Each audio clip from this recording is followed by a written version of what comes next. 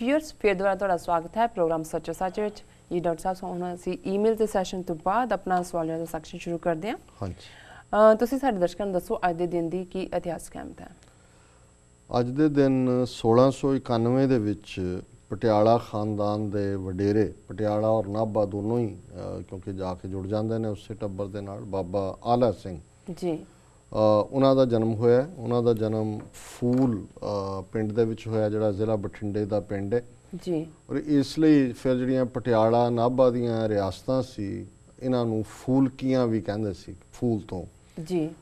ਇਹਨਾਂ ਦਾ ਵਡੇਰਾ ਬਾਬਾ ਫੂਲ ਸੀ। ਔਰ ਜਿਵੇਂ ਇਤਿਹਾਸਕ ਇਹ ਵੇਰਵੇ ਸਿੱਖ ਇਤਿਹਾਸ ਮਿਲਦੇ ਨੇ ਕਿ ਕਦੇ ਇਹਨਾਂ ਦੇ ਵਡੇਰੇ ਨੇ ਆ ਕੇ ਗੁਰੂ ਹਰਰਾਏ ਸਾਹਿਬ ਜਿਨ੍ਹਾਂ ਦਾ ਅਸੀਂ ਜ਼ਿਕਰ ਕੀਤਾ, ਉਹਨਾਂ ਦੇ ਦਰਬਾਰ ਦੇ ਵਿੱਚ ਢਿੱਡ ਵਜਾਇਆ ਸੀ ਆ ਕੇ। ਉਹਨਾਂ ਨੇ ਪੁੱਛਿਆ ਉਹਨਾਂ ਕੋਲ ਮਾਮਾ ਕਿ ਚਾਚਾ ਲੈ ਕੇ ਆਇਆ ਜੀ। ਗੁਰੂ ਸਾਹਿਬ ਨੇ ਕਿਹਾ ਵੀ ਕੀ ਹੈ, ਤਾਂ ਉਹਨਾਂ ਨੇ ਕਿਹਾ ਜੀ ਕਿ ਇਹ ਭੁੱਖਾ ਢਿੱਡ ਵਜਾਉਂਦਾ। ਤੇ ਗੁਰੂ ਸਾਹਿਬ ਨੇ ਕਿਹਾ ਕੋਈ ਗੱਲ ਨਹੀਂ, ਇਹਨਾਂ ਦੀਆਂ ਜਿਹੜੀਆਂ ਪੁਸ਼ਤਾਂ ਨੇ ਉਹਨਾਂ ਦੇ ਘੋੜੇ ਦਰਿਆ ਜਮਨਾ ਦਾ ਪਾਣੀ ਪੀਣਗੇ ਜੀ। ਸੋ ਜਦੋਂ ਅਸੀਂ ਜਮਨਾ ਤੱਕ ਹੱਦ ਕਹਿੰਦੇ ਹਾਂ, ਵਾਹਗਾ ਤੋਂ ਜਮਨਾ ਤੱਕ, ਤੇ ਅਸੀਂ ਇਸ ਦਾ ਮਿਸਟਿਕ ਐਂਗਲ ਵੀ ਸਾਹਮਣੇ ਰੱਖਿਆ ਹੋਇਆ।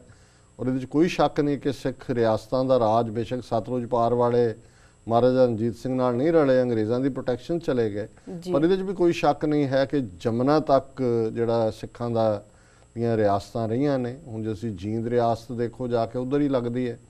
ਇਸੇ ਤਰ੍ਹਾਂ ਕੈਥਲ ਔਰ ਉਹ ਸਾਰਾ ਏਰੀਆ ਜਿਹੜਾ ਉਹ ਫੂਲਕੀਆਂ ਜਿਹੜਾ ਪਟਿਆਲਾ ਔਰ ਨਾਭਾ ਖਾਸ ਤੌਰ ਤੇ ਜੀ। ਸੋ ਬਾਬਾ ਆਲਾ ਸਿੰਘ 1691 ਚ ਪੈਦਾ ਹੋਏ। ਉਹਨਾਂ ਦਾ ਜਿਹੜਾ ਓਵਰਆਲ ਲਾਈਫ ਵਾਲਾ ਪਾਰਟ ਹੈ ਉਹ ਕਾਫੀ ਵਿਵਾਦਗ੍ਰਸਤ ਹੈ। ਹਾਲਾਂਕਿ ਜਦੋਂ ਅਸੀਂ 12 ਮਿਸਲਾਂ ਦੀ ਗੱਲ ਕਰਦੇ ਹਾਂ ਕਿ ਜੀ 12 ਮਿਸਲਾਂ ਦਾ ਸਰਬੱਤ ਖਾਲਸਾ ਹੁੰਦਾ ਸੀ, ਤੇ ਇਹ ਜਿਹੜੀ 12ਵੀਂ ਮਿਸਲ ਫੂਲਕੀਆਂ ਮਿਸਲ ਸੀ, ਇਹ ਕਦੇ ਆ ਜਾਂਦੇ ਸੀ, ਕਦੇ ਨਹੀਂ ਸੀ ਆਉਂਦੇ। ਕਦੇ ਦਿੱਲੀ ਦਰਬਾਰ ਨਾਲ ਰਲ ਜਾਂਦੇ ਸੀ, ਕਦੇ ਅਹਿਮਦ ਸ਼ਾਹ ਅਬਦਾਲੀ ਨਾਲ ਵੀ ਰਲ ਜਾਂਦੇ ਸੀ ਜੀ ਜੀ। ਔਰ ਜਿਹੜਾ ਇਹਨਾਂ ਦੇ ਵਡੇਰੇ, ਔਰ ਇਸੇ ਲਈ ਇਹਨੇ ਅਮਰਿੰਦਰ ਸਿੰਘ ਦਾ ਵੀ ਪਤਾ ਨਹੀਂ ਲੱਗਦਾ, ਦਿਲ ਦਾ ਕਦੇ ਸਿੱਖੀ ਵੱਲ ਧੜਕਦਾ, ਜਾ ਕੇ ਸੋਨੀਆ ਗਾਂਧੀ ਦੇ ਪੈਰਾਂ 'ਚ ਬੈਠਾ ਹੁੰਦਾ ਜੀ ਜੀ। ਸੋ ਇਹ ਇਹਨਾਂ ਦਾ ਇਹ ਰਾਜ ਸ਼ਕਤੀ ਦੇ ਨੇੜੇ ਰਹਿਣਾ ਇਹਨਾਂ ਦਾ ਇੱਕ ਗੁਰ ਰਿਹਾ ਪਹਿਲੇ ਦਿਨ ਤੋਂ ਹੀ। ਹਾਲਾਂਕਿ ਕਲੇਮ ਆਪਣੇ ਆਪ ਨੂੰ ਸਿੱਖ ਕਰਦੇ ਨੇ, ਔਰ ਬੜੇ ਵੱਡੇ ਸਿੱਖ ਕਰਦੇ ਨੇ। ਜਿੱਦਾਂ ਦੀਆਂ ਦਸਤਾਰਾਂ ਅਸੀਂ ਬੰਨ੍ਹਦੇ ਹਾਂ, ਪਟਿਆਲਾ ਸ਼ਾਹੀ ਪੱਗਾਂ ਵੱਡੀਆਂ ਵੱਡੀਆਂ ਇਹਨਾਂ ਨੇ ਸ਼ੁਰੂ ਕੀਤੀਆਂ। ਸਰਦਾਰ ਤਾਂ ਵੱਜਦੇ ਰਹੇ, ਪਰ ਆਲਾ ਸਿੰਘ ਬਾਰੇ, ਆਲਾ ਸਿੰਘ ਨੂੰ ਜਿਹੜਾ ਰਾਜੇ ਦਾ ਖਿਤਾਬ ਦਿੱਤਾ ਸੀ, ਰਾਜਾ ਆਲਾ ਸਿੰਘ, ਉਹ ਅਬਦਾਲੀ ਨੇ ਦਿੱਤਾ ਸੀ ਜੀ। ਔਰ ਅੱਜ ਵੀ ਹੁਣੇ ਪਟਿਆਲਾ ਸ਼ਹਿਰ ਵੀ ਆਲਾ ਸਿੰਘ ਨੇ ਵਸਾਇਆ। ਇਹਦਾ ਨਾਮ ਪੱਟੀ ਆਲਾ ਸੀ, ਆਲੇ ਦੀ ਪੱਟੀ ਜੀ ਜੀ। ਔਰ ਜਦੋਂ ਅਬਦਾਲੀ ਦੇ ਇਹ ਦਰਬਾਰ 'ਚ ਹਾਜ਼ਰ ਹੋਇਆ ਤੋਹਫੇ ਲੈ ਕੇ ਜਾਂ ਦੂਜੇ, ਉਹਨਾਂ ਦੇ ਫਾਰਸੀ ਦੇ ਰੈਕਡ 'ਚ ਲਿਖਿਆ ਹੋਇਆ ਕਿ ਆਲਾ ਜੱਟ ਹਜ਼ੂਰ ਦੀ ਸ਼ਰਨ ਆਇਆ ਅਬਦਾਲੀ ਦੀ। ਔਰ ਇਹਨਾਂ ਦੇ ਰਾਜ ਦੇ ਵਿੱਚ 1937-38 ਤੱਕ ਵੀ ਜਿੱਦਣ ਇਹਨਾਂ ਦਾ ਕੋਈ ਬਾਦਸ਼ਾਹ ਨਵਾਂ ਬਣਦਾ, ਪਹਿਲਾਂ ਮਰ ਗਿਆ, ਤੇ ਸਿੱਕਾ ਚੱਲਦਾ, ਉਹਦੇ 'ਚੋਂ ਅਬਦਾਲੀ ਦੀ ਮੋਹਰ ਲੱਗੀ ਹੁੰਦੀ ਹੈ। ਔਰ ਹਰਾ ਰੰਗ ਵੀ ਬੜਾ ਪਸੰਦ ਹੈ ਇਹਨਾਂ ਨੂੰ।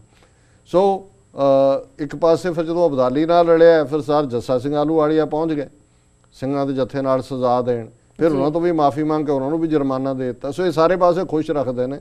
ਪਰ ਉਹ ਗੁਰੂ ਸਾਹਿਬ ਦੇ ਜਿਹੜਾ ਹੁਕਮਨਾਮੇ ਨੇ, ਇਹਨਾਂ ਦੇ ਕੋਲ ਸ਼ਸਤਰ ਨੇ, ਮਾਣ ਵੀ ਕਰਦੇ ਨੇ ਕਿ ਵੀ ਗੁਰੂ ਸਾਹਿਬ ਨੇ ਸਾਨੂੰ ਹੁਕਮਨਾਮੇ 'ਚ ਕਿਹਾ ਸੀ। ਉਹਨਾਂ ਦੇ ਸ਼ਬਦ ਗੁਰੂ ਸਾਹਿਬ ਦੇ ਦੁਹਰਾਉਂਦੇ ਨੇ, ਤੇਰਾ, ਮੈਨੂੰ ਹੁਣ ਭੁੱਲ ਗਿਆ ਸ਼ਬਦ ਐਗਜ਼ੈਕਟਲੀ, ਮੇਰਾ ਅਸੇ, ਤੇਰਾ ਘਰ, ਹਾਂ, ਤੇਰਾ ਘਰ ਮੇਰਾ ਅਸੇ, ਕਿ ਵੀ ਤੇਰਾ ਘਰ ਜਿਹੜਾ ਉਹ ਮੇਰਾ। ਉਹ ਕਹਿੰਦੇ ਜੀ ਰਾਜ ਸਾਨੂੰ ਉੱਥੋਂ ਹੀ ਮਿਲਿਆ, ਪਰ ਇਹ ਗੁਰੂ ਵੱਲ ਪਿੱਠ ਕਰਨ ਲੱਗੇ ਵੀ ਬਹੁਤੀ ਦੇਰ ਨਹੀਂ ਲਾਉਂਦੇ ਹੈ ਜੀ ਜੀ। 1961 ਦੇ ਵਿੱਚ ਸੰਤ ਫਤਿਹ ਸਿੰਘ ਨੇ ਵਰਤ ਛੱਡਿਆ, ਜਿਹਦਾ ਬੜਾ ਪਹਿਲਾਂ ਰੱਖਿਆ ਸੀ ਕਿ ਜੀ ਵਰਤ ਰੱਖਿਆ, ਬੜੀ ਉਹਦਾ ਪ੍ਰਚਾਰ ਵੀ ਹੋਇਆ। ਮਾਸਤਾਰਾ ਸਿੰਘ ਫਤਿਹ ਸਿੰਘ ਦੀ ਆਪਸੀ ਟਸਲ ਚੱਲ ਰਹੀ ਸੀ, ਬਿਨਾਂ ਕੁਝ ਹਾਸਲ ਕੀਤੇ ਛੱਡਿਆ। ਪਰ ਐਲਾਨ ਕਰਤਾ ਕਿ ਜੀ ਅੱਜ ਸ਼ਾਮ ਹਰਿਮੰਦਰ ਸਾਹਿਬ 'ਚ ਅਕਾਲ ਤਖਤ ਤੇ ਆਤਿਸ਼ਬਾਜ਼ੀ ਹੋਏਗੀ, ਦੀਪਮਾਲਾ ਹੋਏਗੀ, ਸਾਡੀ ਬੜੀ ਵਿਕਟਰੀ ਹੋ ਗਈ, ਜਿਵੇਂ ਝੂਠ ਕਰਦੇ ਨੇ। ਸੋ 1998 ਦੇ ਵਿੱਚ ਗਾਜ਼ੀਆਬਾਦ ਦੇ ਗੁਰਦੁਆਰਾ ਸਾਹਿਬ ਨੂੰ, ਜਿਹਨੂੰ ਉਹਨਾਂ ਨੇ ਕਿਹਾ ਜੀ ਬੀਜੇਪੀ ਦਾ ਐਡਮਿਨਿਸਟ੍ਰੇਸ਼ਨ ਸੀ ਕਿ ਜੀ ਇਹ ਤਾਂ ਇਲੀਗਲ ਬਣਿਆ, ਔਰ ਸਵੇਰ ਵੇਲੇ ਜਦੋਂ ਆਸਾ ਦੀ ਵਾਰ ਦਾ ਦੀਵਾਨ ਚੱਲ ਰਿਹਾ ਸੀ, ਉਹਨਾਂ ਨੇ ਬੁਲਡੋਜ਼ਰਾਂ ਦੇ ਨਾਲ ਢਾਹ ਦਿੱਤਾ ਹੈ, ਬੀਬੀਆਂ ਦੀ ਧੂਕ ਸੀਟ ਕੀਤੀ, ਕਈਆਂ ਨੂੰ ਜ਼ਖਮੀ ਕੀਤਾ। ਸੋ ਇਹ ਬੀਜੇਪੀ ਹਿੰਦੂਤਵਾਦੀ ਇਹ ਟੀਮ ਨੇ 1998 ਦੇ ਵਿੱਚ ਇਹ ਕਰਤੂਤ ਕੀਤੀ ਜੀ। ਵਰਲਡ ਹਿਸਟਰੀ ਦੇ ਹਵਾਲੇ ਨਾਲ 1642 ਦੇ ਵਿੱਚ ਤਾਰਾ ਵਿਗਿਆਨੀ ਗਲੀਲੀਓ, ਜਿਹਨੂੰ ਰੋਮ ਦੇ ਪੋਪ ਨੇ ਵੀ ਜਿਹੜਾ ਐਕਸਕਮਿਊਨੀਕੇਟ ਕਰਤਾ ਸੀ, ਪਨਿਸ਼ਮੈਂਟ ਮਾਫੀ ਮੰਗਣ ਤੇ ਮਜਬੂਰ ਕੀਤਾ ਸੀ, ਕਿਉਂਕਿ ਉਹਨੇ ਜਿਹੜੇ ਇੰਕਸ਼ਾਫ ਕੀਤੇ ਉਹ ਬਾਈਬਲ ਦੇ ਮੁਤਾਬਕ ਨਹੀਂ ਸੀ।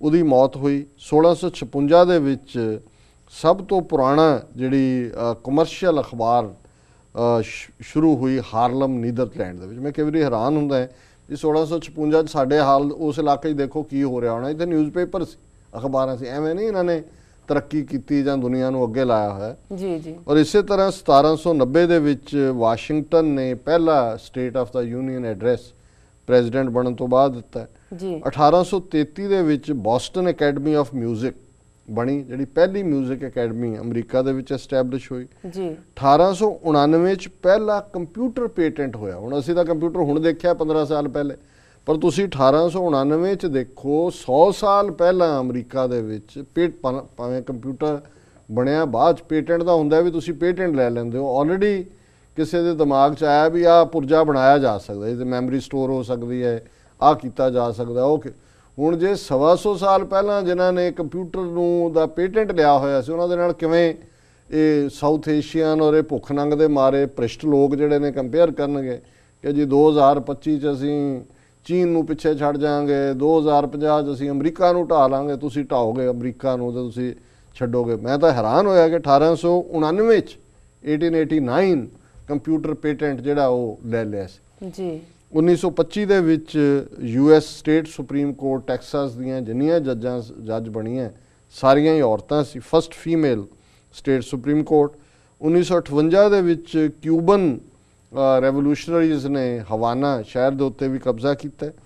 1992 ਦੇ ਵਿੱਚ ਜਾਰਜ ਬੁਸ਼, ਇਸ ਬੁਸ਼ ਦਾ ਪਿਓ, ਇੱਕ ਇੰਟਰਨੈਸ਼ਨਲ ਕਾਨਫਰੰਸ ਦੇ ਵਿੱਚ ਬੈਠਾ ਸੀ ਤਾਂ ਉਹਨੂੰ ਉਲਟੀ ਆਈ ਤੇ ਜਾਪਾਨ ਦਾ ਪ੍ਰਾਈਮ ਮਿਨਿਸਟਰ ਉਹਦੇ ਅੱਗੇ ਬੈਠਾ ਸੀ, ਉਹਦੀ ਗੋਦ ਦੇ ਵਿੱਚ ਉਹਨੇ ਜਾ ਕੇ ਉਲਟੀ ਕਰਤੀ ਉਹਦੇ ਤੇ। ਸੋ ਬਿਮਾਰ ਕੋਈ ਵੀ ਹੋ ਸਕਦਾ ਹੈ, ਬਟ ਇਹ ਵਰਲਡ ਹਿਸਟਰੀ ਤੋਂ ਮੈਂ ਚੈੱਕ ਕਰ ਰਿਹਾ ਸੀ ਤਾਂ ਇਵੈਂਟ ਰਿਕਾਰਡ ਕੀਤੀ ਹੋਈ ਹੈ ਜੀ ਕਿ George Bush puked in the lap of Japanese prime minister ਜੀ।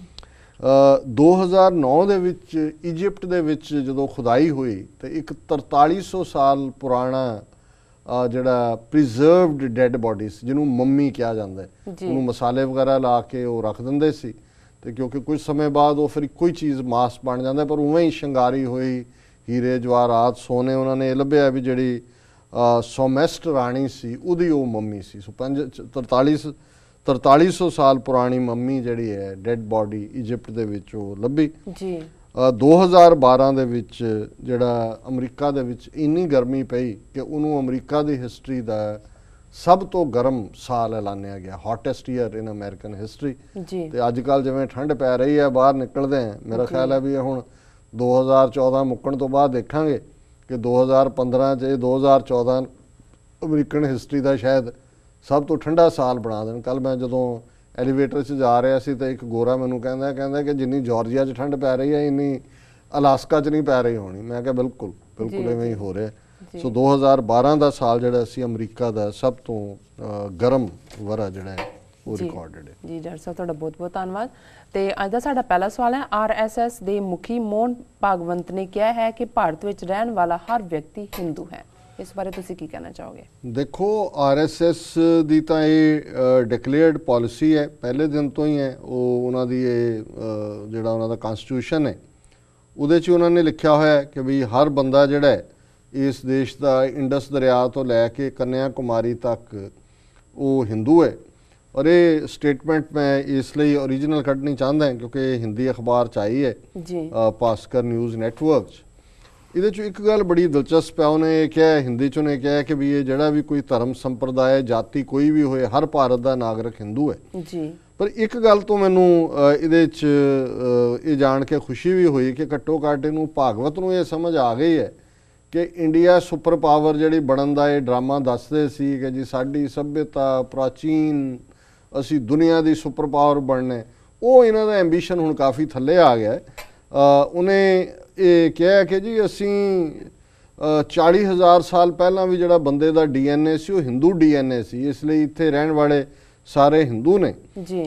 ਲੇਕਿਨ ਉਹਨੇ ਜਿਹੜੀ ਗੱਲ ਇਹ ਕਹੀ ਕਿ ਵੀ ਸਾਨੂੰ ਕੋਈ ਵਰਲਡ ਪਾਵਰ ਬਣਨ ਦਾ ਕੋਈ ਸ਼ੌਕ ਨਹੀਂ ਹੈ। ਉਹਨੇ ਕਿਹਾ ਕਿ ਜੀ ਜੇ ਜਾਪਾਨ ਵੀ ਸੁਪਰ ਪਾਵਰ ਹੈ, ਵਿਸ਼ਵ ਸ਼ਕਤੀ ਇੰਗਲੈਂਡ, ਜਾਪਾਨ ਕਈ ਦੇਸ਼ ਬਣ ਚੁੱਕੇ ਨੇ, ਸੋ ਸਾਡਾ ਪ੍ਰਯੋਜਨ ਮਹਾਸ਼ਕਤੀ ਬਣਨ ਦਾ ਨਹੀਂ ਹੈ ਬਲਕਿ ਦੁਨੀਆ ਦਾ ਅਸੀਂ ਅਧਿਆਤਮਕ ਦੇਸ਼ ਬਣਨਾ ਚਾਹੁੰਦੇ ਹਾਂ। ਹੁਣ ਇਹ ਉਹਨਾਂ ਦੇ ਐਂਬੀਸ਼ਨ ਦਾ ਥੱਲੇ ਆਣਾ, ਉਹਨਾਂ ਨੂੰ ਨਜ਼ਰ ਆ ਗਿਆ ਆਪਣੀਆਂ ਕਰਤੂਤਾਂ, ਉਹਨੂੰ ਕਿਹਾ ਜੀ ਜਾਪਾਨ ਵੀ, ਇੰਗਲੈਂਡ ਵੀ, ਅਮਰੀਕਾ ਵੀ ਸੁਪਰ ਪਾਵਰ ਹੈ, ਅਸੀਂ ਵੀ ਬਣ ਗਏ ਤਾਂ ਕੀ ਹੋਏਗਾ, ਇਸ ਲਈ ਅਸੀਂ ਹੁਣ ਨਹੀਂ ਬਣਨਾ ਸੁਪਰ ਪਾਵਰ। ਤੁਹਾਨੂੰ ਬਣਾਉਣਾ ਕਿਨੇ ਹੈ, ਤੁਸੀਂ ਕਿਸ ਜੋਗੇ ਹੋ, ਕਿਆ ਪਿੱਦੀ ਕਾ ਸ਼ੋਰਬਾ। ਹੁਣ ਕਹਿੰਦੇ ਅਸੀਂ ਅਧਿਆਤਮਕ ਗੁਰੂ। ਅਧਿਆਤਮ ਵੀ ਤੁਹਾਡਾ ਜਿਲ 'ਚ ਹੈ, ਜੋ ਤੁਸੀਂ ਕਰ ਰਹੇ ਹੋ, ਜਿੱਦਾਂ ਦਾ ਤੁਸੀਂ ਧਰਮ ਆਪਣਾ ਇਹ ਬਣਾਇਆ ਹੋਇਆ ਹੈ, ਉਹ ਬੜਾ ਕਲੀਅਰ ਹੈ ਵੀ ਤੁਹਾਡਾ ਅਧਿਆਤਮਕ ਕੀ ਹੈ। ਪਰ ਇੱਕ ਗੱਲ ਇਹ ਮੈਂ ਸਮਝਦਾ ਵੀ ਇਹ ਰਿਮਾਈਂਡ ਕਰਵਾ ਦਿੰਦੇ ਨੇ ਸਾਰੇ ਹਿੰਦੁਸਤਾਨ ਵਾਲਿਆਂ ਨੂੰ ਵੀ ਤੁਸੀਂ ਸਾਰੇ ਹਿੰਦੂ ਹੋ। ਔਰ ਇਹੀ ਗੱਲ ਇਹਨੇ ਭਾਗਵਤ ਇਸ ਵੇਲੇ ਮੁਖੀ ਹੈ RSS ਦਾ, ਉਹਨੇ ਉਹਦਾ ਹੈਡਲਾਈਨ ਇਹ ਹੈ ਇਸ ਖਬਰ ਦਾ, ਭਾਰਤ ਮੇਂ ਰਹਿਣੇ ਵਾਲਾ ਹਰ ਵਿਅਕਤੀ ਹਿੰਦੂ। ਹੁਣ ਇਹ ਬਾਦਲ ਦੇ ਕੰਨਾਂ 'ਚ ਨਹੀਂ ਪੈਂਦਾ, ਜਾਂ ਉਹਨੇ ਕੰਨ ਬੰਦ ਨੇ, ਜਾਂ ਉਹਨੂੰ ਸੁਣਦਾ ਨਹੀਂ, ਕੀ ਕਰ ਸਕਦੇ। ਜਾਂ ਜਿਨ੍ਹਾਂ ਅਕਾਲੀਆਂ ਨੂੰ ਜਿਹੜੇ ਬਾਦਲ ਦੇ ਰਾਸਤੇ ਚੜ੍ਹੇ ਹੋਏ ਨੇ, ਲੇਕਿਨ ਉਹਨਾਂ ਦਾ ਇਹ ਸਟੈਂਡ ਇਹਦੇ ਬਾਰੇ ਬੜਾ ਕਲੀਅਰ ਹੈ। ਜੀ ਸਾਡਾ ਅਗਲਾ ਸਵਾਲ ਹੈ, ਪੰਜਾਬ ਪੁਲਿਸ ਦੇ ਮੁਖੀ ਸੁਮੇਧ ਸੈਣੀ ਨੇ ਬਿਕਰਮਜੀਤ ਮਜੀਠੀਆ ਅਤੇ SSP ਹਰਦਿਆਲ ਸਿੰਘ ਮਾਨ ਨੂੰ ਡਰੱਗ ਮਾਮਲੇ ਵਿੱਚ ਕਲੀਨ ਚਿੱਟ ਦਿੱਤੀ ਹੈ, ਇਸ ਬਾਰੇ ਤੁਸੀਂ ਕੀ ਕਹੋਗੇ? ਪੰਜਾਬੀ ਦਾ ਇੱਕ ਅਖਾਣ ਹੈ ਕਿ ਖਵਾਜੇ ਦਾ ਅਗਵਾ ਡੱਡੂ। ਹੁਣ ਹਾਲਾਂ ਸੁਣਦੇ ਤਾਂ ਇਹ ਅਖਾਣ ਬੜੀ ਦੇਰ ਤੋਂ ਹੈ, ਪਰ ਸਮਝ ਮੈਨੂੰ ਬਹੁਤ ਦੇਰ ਬਾਅਦ ਆਈ ਕਿ ਵੀ ਜਿਵੇਂ ਜਿਹੜਾ ਹਿੰਦੀ ਦੇ ਵਿੱਚ ਜਿਹੜਾ ਪਾਣੀ ਦਾ ਦੇਵਤਾ ਉਹ ਤਾਂ ਵਰੁਣ ਹੈ, ਇਸ ਲਈ ਉੱਥੇ ਜਿਹੜੀਆਂ ਕਈ ਵਾਰੀ ਲੋਹੇ ਦੀਆਂ ਜਿਹੜੀਆਂ ਉੱਤੇ ਰੱਖੇ ਹੁੰਦੀਆਂ ਨੇ ਸਲੈਬਾਂ ਜਿਹੀਆਂ, ਉਹਨਾਂ ਦੇ ਉੱਤੇ ਵੀ ਵਰੁਣ ਲਿਖਿਆ ਹੁੰਦਾ। ਉਹਨੂੰ ਬਾਅਦ 'ਚ ਪਤਾ ਲੱਗਿਆ ਵੀ ਇਹਨਾਂ ਦੇ ਪਾਣੀ ਦੇ ਦੇਵਤੇ ਦਾ ਜੀ। ਇਸਲਾਮ ਦੇ ਵਿੱਚ ਕੋਈ ਦੇਵੀ ਦੇਵਿਆਂ ਦਾ ਤਾਂ ਨਹੀਂ ਹੈ, ਪਰ ਕੁਝ ਮਨੌਤਾਂ ਨੇ ਜਿਹੜੀਆਂ ਉਹਨਾਂ ਦੀ ਹਿਸਟਰੀ ਜਾਂ ਦੂਜੇ 'ਚੋਂ ਨਿਕਲਦੀਆਂ ਟ੍ਰੈਡੀਸ਼ਨ 'ਚੋਂ, ਉਹਦੇ 'ਚ ਪਾਣੀ ਦਾ ਜਿਹੜਾ ਮੰਨਿਆ ਜਾਂਦਾ ਉਹ ਖਵਾਜੇ ਨੂੰ ਮੰਨਿਆ ਜਾਂਦਾ ਹੈ, ਖਵਾਜਾ ਪੀਰ ਹੈ ਜਾਂ ਖਵਾਜਾ ਹੈ ਜੀ। ਤੇ ਹੁਣ ਜੇ ਕੋਈ ਗੱਲ ਖਵਾਜੇ ਨੇ ਕਹਿਣੀ ਹੈ ਤੇ ਉਹ ਹੁਣ ਬਾਹਰੋਂ ਤਾਂ ਉਹਨੂੰ ਗਵਾਹੀ ਦੀ ਲੋੜ ਨਹੀਂ, ਡੱਡੂ ਰਹਿੰਦਾ ਹੀ ਪਾਣੀ 'ਚ ਹੈ, ਖੂਹ ਦੇ ਵਿੱਚ ਰਹਿੰਦਾ। ਤੇ ਹੁਣ ਖਵਾਜੇ ਨੂੰ ਖੁਸ਼ ਰੱਖਣ ਦੇ ਲਈ ਡੱਡੂ ਗਵਾਹ ਦੇਣ ਦੇ ਲਈ ਤਿਆਰ ਹੈ, ਗਵਾਹੀ ਦੇਣ ਲਈ ਤਿਆਰ ਹੈ ਕਿ ਵੀ ਜੋ ਖਵਾਜਾ ਕਹਿੰਦਾ ਉਹ ਠੀਕ ਹੈ। ਇਸ ਤੋਂ ਇਹ ਫਰੇਜ਼ ਹੈ ਵੀ ਖਵਾਜੇ ਦਾ ਗਵਾਹ ਡੱਡੂ। ਹੁਣ ਸੁਮੇਧ ਸੈਣੀ ਇਹਨਾਂ ਦਾ ਡਾਇਰੈਕਟਰ ਜਨਰਲ ਪੁਲਿਸ ਹੈ, ਬਿਕਰਮਜੀਤ ਮਜੀਠੀਆ ਸੁਖਬੀਰ ਬਾਦਲ ਨੇ ਉਹਨੂੰ ਬਣਾਇਆ। ਔਰ ਜਦੋਂ ਇਹ ਬਣਾਇਆ, ਮੈਂ ਤਾਂ ਇੱਕ ਪੱਤਰਕਾਰ ਬੜੇ ਪ੍ਰੋਮੀਨੈਂਟ ਨਿਊਜ਼ ਏਜੰਸੀ ਨਾਲ ਉਹਨਾਂ ਦਾ ਸੰਬੰਧ ਹੈ, ਇਹਨਾਂ ਦੇ ਕਾਫੀ ਨੇੜੇ ਨੇ, ਉਹ ਅਮਰੀਕਾ 'ਚ ਆਏ ਸੀ ਕਵਰ ਕਰਨ ਜੀ। ਤੇ ਮੈਂ ਉਹਨਾਂ ਨੂੰ ਕਿਹਾ ਕਿ ਜੀ ਇਹਨੂੰ ਸੁਮੇਧ ਸੈਣੀ ਨੂੰ ਇਸ ਲਈ ਲਿਆਂਦਾ ਇਹਨਾਂ ਨੇ ਕਿ ਇਹ ਜਿਹੜੀ ਹੁਣ ਸਿੱਖਾਂ ਦੀ ਇਹਨੇ ਬਹੁਤ ਨੌਜਵਾਨ ਮਾਰੇ ਹੋਏ ਨੇ, ਸੈਂਕੜਿਆਂ ਦੀ ਗਿਣਤੀ 'ਚ, ਵੀ ਅੱਗੋਂ ਸਿੱਖਾਂ ਦੀ ਨਸਲਕੁਸ਼ੀ ਹੋਏ ਜੀ। ਉਹਨਾਂ ਨੇ ਕਿਹਾ ਜੀ ਠੀਕ ਹੈ, ਇਹ ਵੀ ਇੱਕ ਪਾਰਟ ਹੋਏਗਾ, ਪਰ ਇਹਦੇ ਨਾਲੋਂ ਵੱਡੀ ਗੱਲ ਇਹ ਹੈ ਕਿ ਬਿਕਰਮਜੀਤ ਮਜੀਠੀਆ ਪੰਜਾਬ ਦੇ ਵਿੱਚ ਡਰੱਗ ਬੈਰਨ, ਡਰੱਗਸ ਦਾ ਸਰਗਣ ਹੈ। ਤੇ ਸੁਮੇਧ ਸੈਣੀ ਨੂੰ ਇਸ ਲਈ ਲਿਆਂਦਾ ਵੀ ਇਹਨਾਂ ਦੇ ਜਿਹੜੇ ਡਰੱਗ ਇੰਟਰਸਟ ਨੇ ਉਹਨਾਂ ਨੂੰ ਪ੍ਰੋਟੈਕਟ ਕੀਤਾ ਜਾਏ। ਔਰ ਉਦੋਂ ਤੋਂ ਮੈਂ ਖੈਰ ਉਹਨਾਂ ਦੇ ਨਾਲ ਨਹੀਂ ਸਹਿਮਤ ਹੋਇਆ, ਪਰ ਹੁਣ ਜਿਸ ਕਿਸਮ ਦਾ ਇਹ ਸਾਰੀ ਰਿੰਗ ਸਾਹਮਣੇ ਆਈ ਹੈ, ਜਿਵੇਂ ਜਗਦੀਸ਼ ਭੋਲੇ ਨੇ DSP ਸਾਬਕਾ ਅਜਨਾ ਅਵਾਰਡ ਵਿਨਰ ਉਹਨੇ ਇਨਕਸ਼ਾਫ ਕੀਤੇ ਨੇ, ਔਰ ਜਿਵੇਂ ਸੁਮੇਧ ਸੈਣੀ ਨੇ ਅੱਜ ਸਪੈਸ਼ਲੀ ਪ੍ਰੈਸ ਕਾਨਫਰੰਸ ਕਰਕੇ ਪ੍ਰੋਟੈਕਟ ਕੀਤਾ ਵੀ ਤੁਹਾਡੀ ਤੁਸੀਂ ਕਿਹੜੀ ਇਨਵੈਸਟੀਗੇਸ਼ਨ ਕਰ ਲਈ ਜਿਹਦੇ ਥੱਲੇ ਤੁਹਾਨੂੰ ਆਇਆ ਵੀ ਇਹ ਬਿਲਕੁਲ ਇਹਦਾ ਕੋਈ ਸੰਬੰਧ ਨਹੀਂ ਹੈ। ਸੋ ਜ਼ਾਹਰ ਹੈ ਵੀ ਬਣਾਇਆ ਹੀ ਉਹਨਾਂ ਨੂੰ ਇਸ ਲਈ ਹੈ ਸੁਮੇਧ ਸੈਣੀ ਨੂੰ, ਉਹਦੀਆਂ ਨਜ਼ਰਾਂ ਥੱਲੇ ਹੋ ਰਿਹਾ। ਇਹ ਬਿਕਰਮਜੀਤ ਮਜੀਠੀਆ ਸੁਖਬੀਰ ਬਾਦਲ ਐਵੇਂ ਨਹੀਂ ਜਾ ਕੇ ਸੁਪਰੀਮ ਕੋਰਟ ਤੱਕ ਉਹਨਾਂ ਨੇ ਡਿਫੈਂਡ ਕੀਤਾ ਸੁਮੇਧ ਸੈਣੀ ਨੂੰ, ਕਿਉਂਕਿ ਉਹ ਉਹਨਾਂ ਨੂੰ ਡਿਫੈਂਡ ਕਰਦਾ ਹੈ। ਸੋ ਇਹ ਖਵਾਜੇ ਦਾ ਗਵਾਹ ਡੱਡੂ ਵਾਲੀ ਗੱਲ ਹੈ। ਜੇ ਇਹ ਵਾਕਿਆ ਹੀ ਹੁਣ CBI ਜਿਹੜੀ ਹੈ ਕੋਈ ਏਲੀਅਨਸ ਦੀ ਜਿਹੜੀ ਹੈ ਇਨਵੈਸਟੀਗੇਟਿਵ ਏਜੰਸੀ ਤਾਂ ਨਹੀਂ ਹੈ, ਜੇ ਅੱਜ ਇਹ ਸ਼ੱਕ ਪੈਦਾ ਹੋ ਗਿਆ ਜੀ ਕਿ ਇਹਦੇ 'ਚ ਇਨਵੋਲਵ ਨੇ, ਨਾ ਆ ਰਿਹਾ ਹੈ ਆਲਰੇਡੀ, ਸ਼ਸ਼ੀਕਾਂਤ ਨੇ ਨਾਂ ਲਿਆ, ਉਹਨੇ ਲਿਆ, ਇਨਕੁਆਇਰੀ CBI ਨੂੰ ਦੇ ਦਿਓ। ਅਸੀਂ ਕਿਹੜਾ ਕਹਿੰਦੇ ਹਾਂ ਖਾਲਿਸਤਾਨ ਇੰਟੈਲੀਜੈਂਸ ਬਿਊਰੋ ਨੂੰ ਦਿਓ ਜੀ, ਅਸੀਂ ਆਪਣੀਆਂ ਇਨਕੁਆਇਰੀਆਂ ਕਰਾਂਗੇ ਜਦੋਂ ਟਾਈਮ ਆਏਗਾ, ਇਹਨਾਂ ਸਾਰਿਆਂ ਦੀਆਂ ਕੀ ਕਰਤੂਤਾਂ ਨੇ। ਪਰ ਤੁਹਾਡੀ ਏਜੰਸੀ ਹੈ CBI, ਪੰਜਾਬ ਪੁਲਿਸ ਕਿਉਂ ਘਬਰਾਉਂਦੀ ਹੈ CBI ਨੂੰ ਦੇਣ ਤੋਂ? ਇਸੇ ਲਈ ਕਿ ਪੰਜਾਬ ਪੁਲਿਸ ਦਾ ਸੁਮੇਧ ਸੈਣੀ, ਬਿਕਰਮਜੀਤ ਮਜੀਠੀਏ ਦੇ, ਸੁਖਬੀਰ ਬਾਦਲ ਦੇ ਹੁਕਮਾਂ ਦੇ ਉੱਤੇ ਉਸ ਡਰੱਗ ਕਾਰਟਲ ਦਾ, ਡਰੱਗ ਮਾਫੀਆ ਦਾ ਜਿਹੜਾ ਹੈ ਉਸ ਕਾਰੋਬਾਰ ਦੀ ਦੇਖ ਰੇਖ ਕਰਦਾ ਹੈ। ਸੋ ਇਹ ਹਕੀਕਤ ਹੈ, ਸੂਨਰ ਔਰ ਲੇਟਰ ਇਹ ਬਾਹਰ ਆਏਗੀ ਜੀ। ਡਾਕਟਰ ਸਾਹਿਬ ਤੁਹਾਡਾ ਬਹੁਤ ਬਹੁਤ ਧੰਨਵਾਦ ਸਾਡੇ ਸਵਾਲਾਂ ਦੇ ਜਵਾਬ ਦੇਣ ਦਾ। ਤੇ ਹੁਣ ਸਾਡੇ ਦਰਸ਼ਕਾਂ ਨੂੰ ਦੱਸੋ ਅੱਜ ਦਾ ਵਿਚਾਰ। ਅੱਜ ਦੇ ਵਿਚਾਰ ਲਈ ਅਸੀਂ ਤੀਸਰੇ ਪਾਤਸ਼ਾਹ ਗੁਰੂ ਅਮਰਦਾਸ ਜੀ ਦਾ ਸ਼ਲੋਕ ਨੰਬਰ 27 ਜਿਹੜਾ ਸ਼ਲੋਕ ਵਾਰਾਂ ਤੇ ਵਧੀਕ ਦੇ ਵਿੱਚ ਹੈ ਉਸ ਨੂੰ ਚੁਣਿਆ ਜੀ। ਔਰ ਇਹ ਸ਼ਲੋਕ ਹੈ, ਜਨ ਕੀ ਟੇਕ ਹਰ ਨਾਮ, ਹਰ ਬਿਨ ਨਾਵੈ ਠਵਰ ਨਾ ਠਾਓ, ਗੁਰਮਤੀ ਨਾਉ ਮਨ ਵਸੈ, ਸਹਿਜੇ ਸਹਿਜ ਸਮਾਓ, ਵੱਡ ਭਾਗੀ ਨਾਮ ਧਿਆਇਆ, ਅਹਨਸ ਲਾਗਾ ਭਾਓ, ਜਨ ਨਾਨਕ ਮੰਗੈ ਧੂੜ ਤਿੰਨ, ਹੋਂ ਸਦ ਕੁਰਬਾਨੈ ਜਾਓ ਜੀ।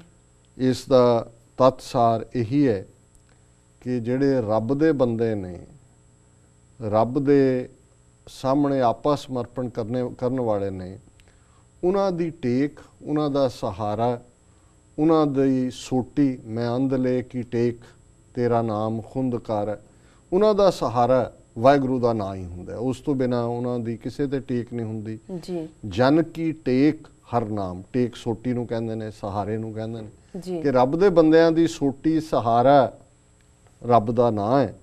ਹਰ ਬਿਨ ਨਾਮੈ ਠਵਰ ਨਾ ਠਾਓ, ਉਹਨਾਂ ਨੂੰ ਇਸ ਗੱਲ ਦੀ ਸਮਝ ਆ ਜਾਂਦੀ ਹੈ ਕਿ ਰੱਬ ਦੇ ਨਾਂ ਤੋਂ ਬਿਨਾ ਨਾ ਕੋਈ ਟਿਕਾਣਾ ਹੈ, ਨਾ ਕੋਈ ਠਵਰ ਹੈ, ਨਾ ਹੀ ਠਾਓ, ਨਾ ਹੀ ਕੋਈ ਰੈਸਟਿੰਗ ਪਲੇਸ ਹੈ। ਤੁਸੀਂ ਕਿਤੇ ਆਰਾਮ ਨਹੀਂ ਕਰ ਸਕਦੇ। ਰੱਬ ਦਾ ਨਾਂ ਹੀ ਤੁਹਾਡੀ ਠਵਰ ਹੈ, ਰੱਬ ਦਾ ਨਾਂ ਹੀ ਤੁਹਾਡਾ ਠਾਓ ਹੈ, ਔਰ ਉਹੀ ਤੁਹਾਡੀ ਟੇਕ ਹੈ। ਗੁਰਮਤੀ ਨਾਉ ਮਨ ਵਸੇ। ਹੁਣ ਇਹ ਜਿਹੜੀ ਗੱਲ ਨਾਮ ਦਾ ਸਹਾਰਾ ਤੱਕਣਾ ਹੈ, ਇਹ ਗੁਰੂ ਦੀ ਮੱਤ ਦੇ ਨਾਲ, ਗੁਰੂ ਵੱਲ ਮੂੰਹ ਕਰਕੇ, ਗੁਰਮੁਖ ਬਣ ਕੇ ਹੀ ਇਸ ਨਾਮ ਨੂੰ ਤੁਸੀਂ ਹਾਸਲ ਕਰਦੇ ਹੋ, ਤੁਹਾਡੇ ਅੰਦਰ ਵਸਦਾ ਹੈ। ਗੁਰਮਤੀ ਨਾਉ ਮਨ ਵਸੈ, ਸਹਿਜੇ ਸਹਿਜ ਸਮਾਓ। ਇਹ ਕੋਈ ਕਾਹਲੀ ਦਾ ਕੰਮ ਨਹੀਂ ਹੈ ਕਿ ਵੀ ਤੁਸੀਂ ਇੱਕਦਮ ਦਰਵਾਜ਼ਾ ਖੋਲ੍ਹਿਆ ਤੇ ਆ ਕੇ ਤੁਹਾਨੂੰ ਸਾਰਾ ਗਿਆਨ ਹੋ ਗਿਆ। ਜਿਵੇਂ ਸਹਿਜ ਸਹਿਜ ਗੁਣ ਰਮੇ ਕਬੀਰ ਜੀ, ਕਿ ਜਿਹੜਾ ਰਮਣਾ ਹੁੰਦਾ ਹੈ, ਇਮਰਜਨ ਹੁੰਦੀ ਹੈ, ਐਬਜ਼ੌਰਪਸ਼ਨ ਹੁੰਦੀ ਹੈ, ਸਹਿਜੇ ਸਹਿਜੇ ਹੁੰਦੀ ਹੈ। ਸਹਿਜੇ ਸਹਿਜ ਸਮਾਓ, ਤੇ ਫਿਰ ਜਦੋਂ ਅੰਦਰ ਸਹਿਜੇ ਸਹਿਜੇ ਸਮਾ ਜਾਂਦਾ ਹੈ, ਵੱਡ ਭਾਗੀ ਨਾਮ ਤੇ ਆਇਆ। ਉਹ ਵੱਡੇ ਭਾਗਾਂ ਵਾਲੇ ਨੇ ਜਿਹੜੇ ਉਸ ਨਾਮ ਨੂੰ ਧਿਆਉਂਦੇ ਨੇ, ਨਾਮ ਦੇ ਵਿੱਚ ਸੁਰਤ ਜੋੜਦੇ ਨੇ। ਅਹਨਿਸ ਲਾਗਾ ਪਾਓ, ਨਿਸ ਨਿਸ਼ਾ ਸੰਸਕ੍ਰਿਤ ਚੋਂ ਆਇਆ ਰਾਤ, ਇਹ ਦਿਨ, ਅਹਨਿਸ ਦਿਨ ਤੇ ਰਾਤ। ਫਿਰ ਦਿਨ ਤੇ ਰਾਤ ਲਾਗਾ ਪਾਓ, ਪਾਓ ਪਿਆਰ ਨੂੰ ਕਹਿੰਦੇ ਨੇ। ਪਾਓ ਭੱਬੇ ਨਾਲ ਡਰ ਹੈ, ਭੱਬੇ ਨੂੰ ਕੰਨਾ ਹੋਏ ਭਾਓ ਪਿਆਰ ਹੈ। ਵੱਡ ਭਾਗੀ ਨਾਮ ਤੇ ਆਇਆ, ਵੱਡੇ ਭਾਗਾਂ ਨਾਲ ਜਿਹੜੇ ਫਿਰ ਉਸ ਨਾਮ ਨੂੰ ਧਿਆਉਂਦੇ ਨੇ। ਅਹਨਸ ਦਿਨ ਰਾਤ ਉਹ ਉਸ ਵਾਹਿਗੁਰੂ ਦੇ ਪਿਆਰ ਵਿੱਚ ਰਹਿੰਦੇ ਨੇ। ਜਨ ਨਾਨਕ ਮੰਗਿਆ ਧੂੜ ਤਿੰਨ, ਹਉ ਸਦ ਕੁਰਬਾਨੇ ਜਾਓ। ਗੁਰੂ ਨਾਨਕ ਸਾਹਿਬ ਤੀਸਰੇ ਪਾਤਸ਼ਾਹ ਫਰਮਾਉਂਦੇ ਨੇ, ਤੀਸਰੇ ਨਾਨਕ, ਕਿ ਮੈਂ ਉਹਨਾਂ ਪਿਆਰਿਆਂ ਦੀ ਜਿਹੜੇ ਦਿਨ ਤੇ ਰਾਤ ਰੱਬ ਦੀ ਯਾਦ ਵਿੱਚ ਰਹਿੰਦੇ ਨੇ, ਰੱਬ ਤੋਂ ਬਿਨਾ ਕੋਈ ਠਵਰ, ਕੋਈ ਠਾਓ, ਕੋਈ ਟੇਕ ਨਹੀਂ ਤੱਕਦੇ। ਜਨ ਨਾਨਕ ਮੰਗੈ ਧੂੜ ਤਿੰਨ, ਮੈਂ ਉਹਨਾਂ ਦੀ ਧੂੜ ਦਾ ਮੁਤਲਾਸ਼ੀ ਹੈ, ਮੈਂ ਉਹਨਾਂ ਦੀ ਧੂੜ ਦਾ ਤਲਬਗਾਰ ਹੈ। ਹਉ ਸਦ ਕੁਰਬਾਨੇ ਜਾਓ, ਉਹਨਾਂ ਤੋਂ ਮੈਂ ਬਾਰ-ਬਾਰ ਬਲਿਹਾਰ ਜਾਂਦਾ ਹੈ, ਕੁਰਬਾਨ ਜਾਂਦਾ ਹੈ, ਉਹਨਾਂ ਤੋਂ ਮੈਂ ਆਪਣਾ ਆਪ ਸੈਕਰੀਫਾਈਸ ਕਰਦਾ। ਸੋ ਇਹ ਅੱਜ ਦਾ ਵਿਚਾਰ ਹੈ ਜੀ। ਡਾਕਟਰ ਸਾਹਿਬ ਤੁਹਾਡਾ ਬਹੁਤ ਬਹੁਤ ਸ਼ੁਕਰੀਆ, ਤੁਸੀਂ ਅੱਜ ਦਾ ਵਿਚਾਰ ਸਾਡੇ ਦਰਸ਼ਕਾਂ ਨਾਲ ਸਾਂਝਾ ਕੀਤਾ। ਵੀਰਸ ਤੁਹਾਡਾ ਵੀ ਬਹੁਤ ਬਹੁਤ ਸ਼ੁਕਰੀਆ, ਤੁਸੀਂ ਆਪਣੇ ਰਾਏ ਤੇ ਸੁਝਾਅ ਸਾਨੂੰ ਭੇਜੇ ਤੇ ਇਸ ਤਰ੍ਹਾਂ ਭੇਜਦੇ ਰਹਿਣਾ ਸਾਡੇ ਇਸ ਪਤੇ ਤੇ sos@tv84.tv ਤੇ। ਅਸੀਂ ਆਪਣਾ ਪ੍ਰੋਗਰਾਮ ਲੈ ਕੇ ਫਿਰ ਤੁਹਾਡੇ ਰੂਬਰੂ ਹੋਵਾਂਗੇ। ਤਦ ਤੱਕ ਲਈ ਮੈਨੂੰ ਤੇ ਆਪਣੇ ਡਾਕਟਰ ਸਾਹਿਬ ਨੂੰ ਆਗਿਆ ਦਿਓ। ਵਾਹਿਗੁਰੂ ਜੀ ਕਾ ਖਾਲਸਾ, ਵਾਹਿਗੁਰੂ ਜੀ ਕੀ ਫਤਿਹ।